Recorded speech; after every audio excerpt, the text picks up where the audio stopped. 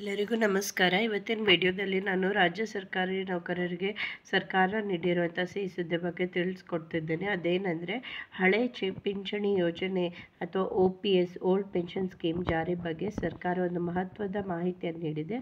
ಅದರ ಬಗ್ಗೆ ತಿಳಿಸ್ಕೊಡ್ತಾ ಇದ್ದೀನಿ. ಈ ವಿಡಿಯೋನ ಪೂರ್ತಿಯಾಗಿ ನೋಡಿ. ಇದರಲ್ಲಿ ರಾಜ್ಯ ಸರ್ಕಾರಿ ನೌಕರರು ಮತ್ತು ರಾಜ್ಯ ಸರ್ಕಾರಿ ಪಿಂಚಣಿದಾರರಿಗೆ ಸಂಬಂಧಪಟ್ಟಂಥ ವಿಷಯಗಳಿದೆ. ಕೇಂದ್ರ ಸರ್ಕಾರಿ ನೌಕರರು ಅಥವಾ ಕೇಂದ್ರ ಸರ್ಕಾರಿ ಪಿಂಚಣಿದಾರರಾಗಿದ್ದರೆ ನನ್ನ ಚಾನಲಲ್ಲಿ ನಾನು ಆಲ್ರೆಡಿ ಗೌರ್ಮೆಂಟ್ ಎಂಪ್ಲಾಯೀಸ್ ನ್ಯೂಸ್ ಅನ್ನೋ ಪ್ಲೇಲಿಸ್ಟಲ್ಲಿ ಲೇಟೆಸ್ಟ್ ಅಪ್ಡೇಟನ್ನು ಅಪ್ಲೋಡ್ ಮಾಡಿದ್ದೀನಿ. ಅದನ್ನು ಚೆಕ್ ಮಾಡ್ಕೊಳ್ಬೋದು. ಹಾಗೆ ನೀವೇನಾದರೂ ಫಸ್ಟ್ ಟೈಮ್ ನನ್ನ ವಿಡಿಯೋ ನೋಡ್ತಿರೋರಾಗಿದ್ದರೆ ನಾನು ರೆಗ್ಯುಲರ್ ಆಗಿ ಗೌರ್ಮೆಂಟ್ ಎಂಪ್ಲಾಯೀಸ್ ರಿಲೇಟೆಡ್ ಯಾವುದೇ ವಿಷಯ ಇದ್ರೂ ವಿಡಿಯೋ ಮಾಡಿ ಅಪ್ಲೋಡ್ ಮಾಡ್ತೀನಿ. ಹಾಗಾಗಿ ನನ್ನ ಚಾನಲ್ಗೆ ಸಬ್ಸ್ಕ್ರೈಬ್ ಮಾಡಿಕೊಂಡು ನೋಟಿಫಿಕೇಷನನ್ನು ಬೆಲ್ ಐಕನಲ್ಲಿ ಆಲ್ ಅಂತ ಸೆಟ್ ಮಾಡೋದ್ರಿಂದ ನಾನು ಏನೇ ವಿಡಿಯೋ ಅಪ್ಲೋಡ್ ಮಾಡಿದ್ರೂ ನಿಮಗೆ ನೋಟಿಫಿಕೇಷನ್ ಬರುತ್ತೆ. ಹಾಗೂ ಎಲ್ಲ ವಿಷಯಗಳನ್ನು ನೀವು ಇಮಿಡಿಯೇಟಾಗಿ ತಿಳಿದುಕೊಳ್ಬೋದು. ಅದಕ್ಕೋಸ್ಕರ ಸರ್ಚ್ ಮಾಡುವಂಥ ಅಗತ್ಯ ಇರೋದಿಲ್ಲ. ಸೊ ಇದೇನು ಆದೇಶ ಪ್ರತಿಯಲ್ಲಿ ಏನು ಹೇಳಿದಾರೋ ನಾನು ಅದನ್ನು ಟೈಪ್ ಮಾಡಿ ಇಟ್ಕೊಂಡಿದ್ದೇನೆ, ಅದನ್ನು ತಿಳಿಸ್ಕೊಡ್ತೀನಿ. ಕೇಂದ್ರ ಸರ್ಕಾರಿ ನೌಕರರು ಮತ್ತು ಅನೇಕ ರಾಜ್ಯ ಸರ್ಕಾರಿ ನೌಕರರು ಇತ್ತೀಚಿನ ದಿನಗಳಲ್ಲಿ ಹಳೆಯ ಪಿಂಚಣಿ ಯೋಜನೆಯನ್ನು ಮರುಜಾರಿಗೆ ತರಲು ಹೋರಾಟ ನಡೆಸುತ್ತಿದ್ದಾರೆ. ರಾಷ್ಟ್ರೀಯ ಪಿಂಚಣಿ ಯೋಜನೆ ಅಡಿಯಲ್ಲಿ ಹೊಸ ಪಿಂಚಣಿ ಯೋಜನೆಯು ಹಲವಾರು ಪ್ರಯೋಜನಗಳನ್ನು ಹೊಂದಿದ್ದರೂ ಸರ್ಕಾರಿ ನೌಕರರು ಹಳೆಯ ಪಿಂಚಣಿ ಯೋಜನೆ OPS ಅನ್ನು ಮರುಪರಿಚಯಿಸಲು ಒತ್ತಾಯಿಸುತ್ತಿದ್ದಾರೆ. ರಾಷ್ಟ್ರೀಯ ಪಿಂಚಣಿ ಯೋಜನೆ ಅಡಿಯಲ್ಲಿ ಹೊಸ ಪಿಂಚಣಿ ಯೋಜನೆ ವನ್ನು ಹೊಂದಿದ್ದರೂ ಹಳೆಯ ಪಿಂಚಣಿ ಯೋಜನೆ ಮತ್ತೆ ಜಾರಿಗೆ ತರಬೇಕೆಂದು ಒತ್ತಾಯಿಸ್ತಾ ಇದ್ದಾರೆ. ಎರಡು ಯೋಜನೆಗಳು ಸರ್ಕಾರಿ ನೌಕರರಿಗೆ ಮಾಸಿಕ ಪಿಂಚಣಿ ನೀಡುವ ಉದ್ದೇಶದಿಂದ ವಿನ್ಯಾಸಗೊಳಿಸಲಾಗಿದೆ. ಅಂದರೆ OPS ಮತ್ತು ಇವಾಗ NPS ಎರಡರಲ್ಲೂ ಮಂತ್ಲಿ ಪೆನ್ಷನ್ ಸಿಗುತ್ತೆ. ರಾಜಸ್ಥಾನ, ಹಿಮಾಚಲ ಪ್ರದೇಶ, ಜಾರ್ಖಂಡ್, ಛತ್ತೀಸ್ಗಢ ಮತ್ತು ಪಂಜಾಬ್ ಸೇರಿದಂತೆ ಹಲವು ರಾಜ್ಯಗಳು ಹಳೆಯ ಪಿಂಚಣಿ ಯೋಜನೆಯನ್ನು ಮರು ಜಾರಿಗೊಳಿಸಿವೆ. ಈ ರಾಜ್ಯಗಳಲ್ಲಿ ನೀವು ನೋಡ್ತಿರ್ಬೋದು, ರಾಜಸ್ಥಾನ, ಹಿಮಾಚಲ ಪ್ರದೇಶ, ಜಾರ್ಖಂಡ್, ಛತ್ತೀಸ್ಗಢ, ಪಂಜಾಬ್ ಇಲ್ಲೆಲ್ಲನೂ ಕೂಡ ಹಳೆ ಪಿಂಚಣಿ ಯೋಜನೆ ಅಂದರೆ OPS ಯೋಜನೆಯನ್ನೇ ಜಾರಿಗೊಳಿಸಿದೆ. ರಾಷ್ಟ್ರೀಯ ಪಿಂಚಣಿ ವ್ಯವಸ್ಥೆಗಿಂತ ಹಳೆಯ ಪಿಂಚಣಿ ಯೋಜನೆ ನಿಜವಾಗಿಯೂ ಉತ್ತಮವಾಗಿದೆ ಎನ್ನುವುದು ನೌಕರರ ವಾದವಾಗಿದೆ. ಏನು ಕರ್ನಾಟಕ ರಾಜ್ಯ ಸರ್ಕಾರ ನೌಕರರ ಸಂಘದವರು ಕೂಡ ಹಳೆ ಪಿಂಚಣಿಯೇ ಬೇಕು ನಮಗೆ ಅನ್ನೋದನ್ನು ತಿಳಿಸ್ಕೊಟ್ಟಿದ್ದಾರೆ. ಈ ಕಾರಣದಿಂದಲೇ OPS ಮರುಜಾರಿಗೆ ಒತ್ತಾಯ ಕೇಳಿಬರುತ್ತಿದೆ. ಇದೀಗ ಈ ಬಗ್ಗೆ ಸರ್ಕಾರ ರಾಜ್ಯ ಸರ್ಕಾರಿ ನೌಕರರಿಗೆ ಸಿಹಿ ಸುದ್ದಿ ನೀಡಿದೆ. ಅದೇನೆಂದರೆ ಹಳೆಯ ಪಿಂಚಣಿ ಯೋಜನೆಯನ್ನು ಜಾರಿಗೆ ತರಲು ಅಗತ್ಯ ಕ್ರಮಗಳನ್ನು ಸರ್ಕಾರ ಕೈಗೊಳ್ಳುತ್ತೆ ಎಂದು ಉಪಮುಖ್ಯಮಂತ್ರಿಯಾದ DK ಶಿವಕುಮಾರ್ ಅವರು ಮಾಹಿತಿ ನೀಡಿದ್ದಾರೆ. ಹಾಗೂ ಇದಕ್ಕಾಗಿ ಅಂಜುಮ್ ಪರ್ವೇಜ್ ನೇತೃತ್ವದಲ್ಲಿ ಸಮಿತಿಯನ್ನು ರಚಿಸಲಾಗಿದೆ. ವರದಿಯನ್ನು ಅಧ್ಯಯನ ಮಾಡಿದ ನಂತರ ಸರ್ಕಾರ ಅದನ್ನು ಜಾರಿಗೆ ತರಲು ಅಗತ್ಯ ಕ್ರಮಗಳನ್ನು ತೆಗೆದುಕೊಳ್ಳುತ್ತದೆ ಎಂದು ತಿಳಿಸಿದ್ದಾರೆ. OPS ಮರುಜಾರಿಯಾದರೆ ಮಾಸಿಕ ಪಿಂಚಣಿ ರೂಪದಲ್ಲಿ ಜೀವನದುದ್ದಕ್ಕೂ ನಿರಂತರ ಆದಾಯವನ್ನು ಖಚಿತಪಡಿಸುತ್ತದೆ. ಇದಕ್ಕಾಗಿ ವೇತನದಿಂದ ಯಾವುದೇ ರೀತಿಯಲ್ಲೂ ಹಣ ಕಡಿತಗೊಳಿಸುವುದಿಲ್ಲ. ಇದರಿಂದಾಗಿ ಉದ್ಯೋಗಿಗಳ ಮೇಲಿನ ಹೊರೆ ಇರುವುದಿಲ್ಲ. OPS ಅಡಿಯಲ್ಲಿ ಪಿಂಚಣಿ ಆದಾಯದ ಮೇಲೆ ತೆರಿಗೆ ವಿಧಿಸಲಾಗುವುದಿಲ್ಲ. ನಿವೃತ್ತಿಯ ನಂತರ ಪಡೆದ ಆದಾಯಕ್ಕೆ ತೆರಿಗೆ ವಿನಾಯಿತಿ ಇದೆ. ಸೊ OPS ಅಂದರೆ ಹಳೆ ಪಿಂಚಣಿ ಯೋಜನೆ ಏನು ಜಾರಿಗೊಳಿಸ್ಬೇಕಂತ ತುಂಬ ದಿವಸದಿಂದ ಸರ್ಕಾರಿ ನೌಕರ ಸಂಘದವ್ರು ಬೇಡಿಕೆ ಇಟ್ಟಿದ್ರು. ಅದನ್ನು ಪೂರ್ತಿಗೊಳಿಸಬೇಕಂತ ಮಾನ್ಯ ಉಪಮುಖ್ಯಮಂತ್ರಿಯಾದ DK ಶಿವಕುಮಾರ್ ಅವರು ಅಂಜುಮ್ ಪರ್ವೇಜ್ ಅವರ ನೇತೃತ್ವದಲ್ಲಿ ಒಂದು ಸಮಿತಿಯನ್ನು ರಚನೆ ಮಾಡಿಸಿದ್ರು.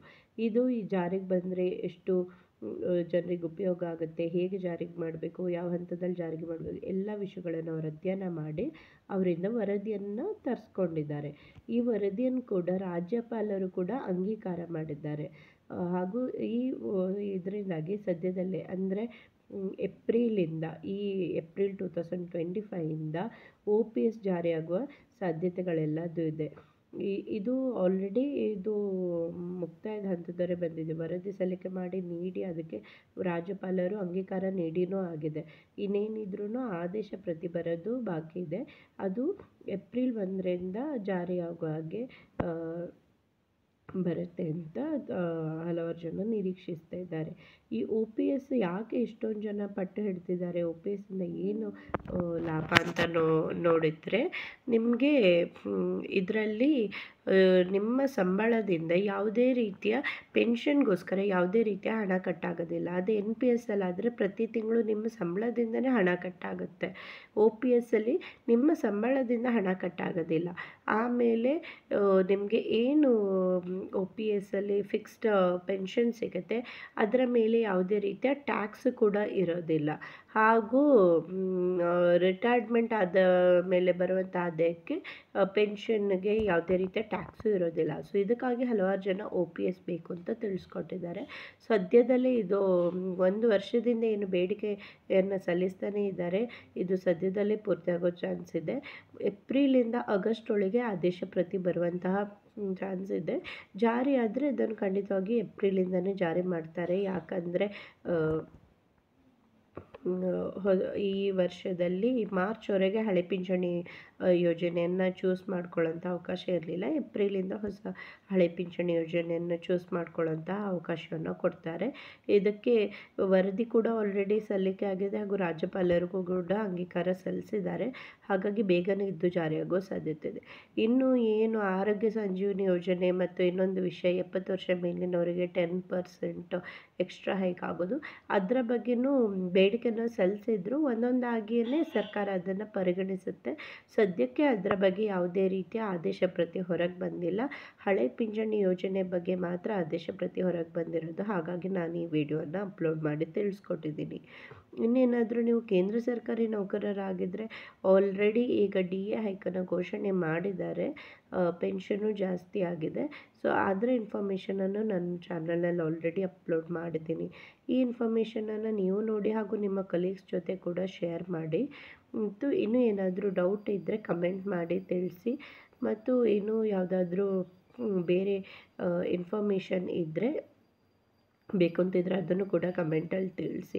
ಇದು ನಾನು ಹೇಳಿದಾಗೆ ಅಂಜುಮ್ ಪರ್ವೇಜ್ ಅವರ ನೇತೃತ್ವದಲ್ಲಿ ಸಮಿತಿ ರಚನೆಯಾಗಿ ವರದಿಯನ್ನು ರೆಡಿ ಮಾಡಿದ್ದಾರೆ. ಆ ವರದಿಯನ್ನು ರಾಜ್ಯಪಾಲರು ಕೂಡ ಅಂಗೀಕಾರ ಮಾಡಾಗಿದೆ. ಇದರ ಆದೇಶ ಪ್ರತಿ ಸದ್ಯದಲ್ಲೇ ಹೊರಬರುತ್ತೆ. ಆದೇಶ ಪ್ರತಿ ಬಂದ ತಕ್ಷಣ ನಾನು ಅದರ ವಿಡಿಯೋವನ್ನು ಮಾಡಿ ಅಪ್ಲೋಡ್ ಮಾಡ್ತೀನಿ.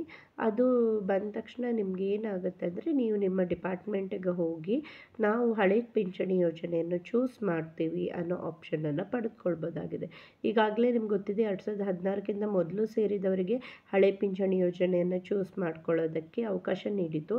ಅದಾದಮೇಲೆ ಸೇರಿದವರೆಲ್ಲರೂ NPS ಅಥವಾ ಏಕೀಕೃತ ಪಿಂಚಣಿ ಯೋಜನೆಯನ್ನು ಚೂಸ್ ಮಾಡ್ಕೊಳ್ಬೇಕಾಗಿತ್ತು.